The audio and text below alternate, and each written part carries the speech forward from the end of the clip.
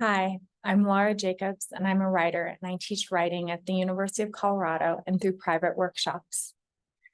The poet Louise Gluck has said of her anorexia that it was an attempt to construct a self by the only means available. The tragedy, of course, is that it is destruction. When I found Gluck's quote, it was the first time something I read about an eating disorder resonated with my own experience. If her effort was to construct a self, mine was to write a book. For a long time, I had been writing a novel inspired by the architect of the Sydney Opera House, how he left his building in the middle of the night and never saw it finished. I believed that I could fictionally reconstruct his design as he conceived it, but never realized. But how do you rebuild something that couldn't be built? I'd followed his story from Sydney, London, Mallorca to the woods between two fishing villages in Denmark, interviewing the last men alive who'd worked on the building. But when I returned home, I found that my writing was in pieces. I tried to shape my sentences in an effort to perfect, to control a book I couldn't write. Paragraphs became tighter, sparser, as I stopped eating and began to shrink.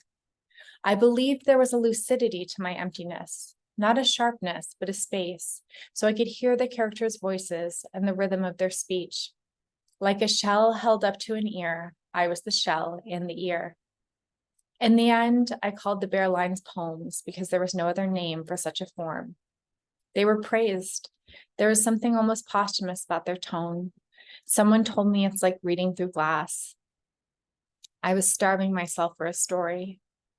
In retrospect, much of my life had depended on not saying who I was or revealing how I really thought.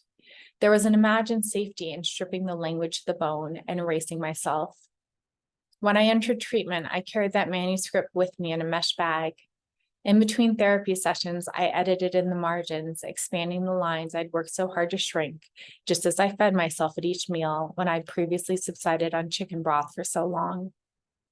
The nib of the fountain pen I always wrote with had been confiscated by the staff, as if I might draw blood with its tip, not ink, so I wrote with dull pencils.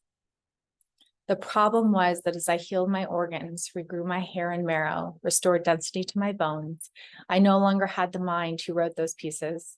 I couldn't bring them back into the world. They remained in a drawer for a long time as I rebuilt my life. When I was able to return to my manuscript, it was a different story I had to tell, and I needed a contemporary voice. Only when I had the courage to name where I'd been, to tell my own story, and to fuse the truth of my life with that of the architects, the writing became whole.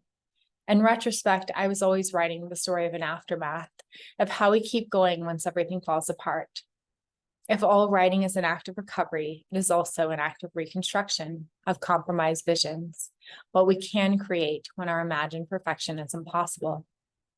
It was only when I learned how to fold the poems into the new manuscript that I realized those poems are less about the architect's tragedy than my own.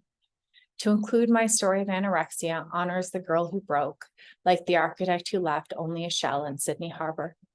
This is our recovery story.